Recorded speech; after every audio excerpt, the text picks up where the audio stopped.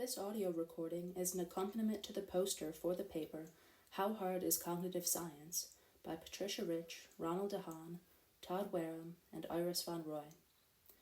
In the paper, we use a fictive dialogue to unpack the implications of our results. This is the live version. In this dialogue, I play Dr. Conjectura, a skeptical cognitive scientist who does not see the relevance of the results from my research practice. And I discuss this relevance with Dr. Conjectura, responding to his questions. I appreciate your trying to help me achieve my research goals, but I can't see how you are doing so. How are the theorems relevant to me? I am never in that ideal situation. What ideal situation? You formalize my inferential problems by assuming I have perfect errorless observations, but my data are always incomplete and noisy. The theorems show that in the ideal situation, finding explanations consistent with the facts is not tractable. How can more uncertainty about the relevant facts make this problem easier? It seems it can only make it harder. Fair, but you set an unrealistic standard for explanation. No explanation is perfect, but at best an approximation. What do you mean exactly by approximation? Well, for instance, explanations do not always need to be consistent with all the data. We need not assume such a high standard. Even if an explanation needs to be consistent with, say, half of the data, generating such half-consistent explanations remains intractable. Oh, that's counterintuitive. I hope this takes away your worries about the idealizations we introduced. In general, many problems that are intractable to solve exactly are also hard to solve approximately, for various meanings of approximation. But I still don't understand. If you would just give me perfect error-free observations, shouldn't it be easy for me to infer the mechanism for producing that data? Explanation does not come for free. The number of possible mechanisms you could describe with language and mathematics is astronomical.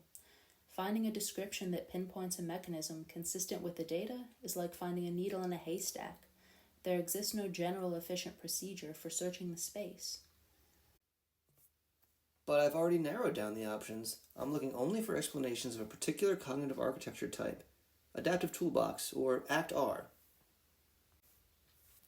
Our analyses encompass this view as one option by constraining the space of possible functions and algorithms according to your architectural commitments.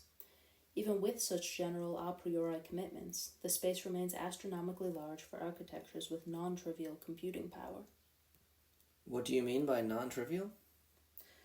Well, even if a system has few possible internal states and its behavior is fully governed by simple rules, generating explanations of its behaviors remains intractable. Do you think that human cognition is simpler than this? No, likely more complex. Then our intractability results apply to your work. Are you saying my work is hopeless? I cannot hope to ever generate a satisfactory explanation for cognition? I wouldn't say hopeless. If you were to hit upon a satisfactory explanation through sheer luck, then you could recognize this. That's not much of a plan.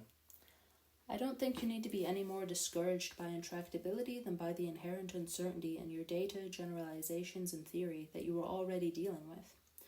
But it does mean that your inferential work cannot be proceduralized in any efficient way. So best not try to make an algorithm or an otherwise too strict set of rules to replace your scientific thinking.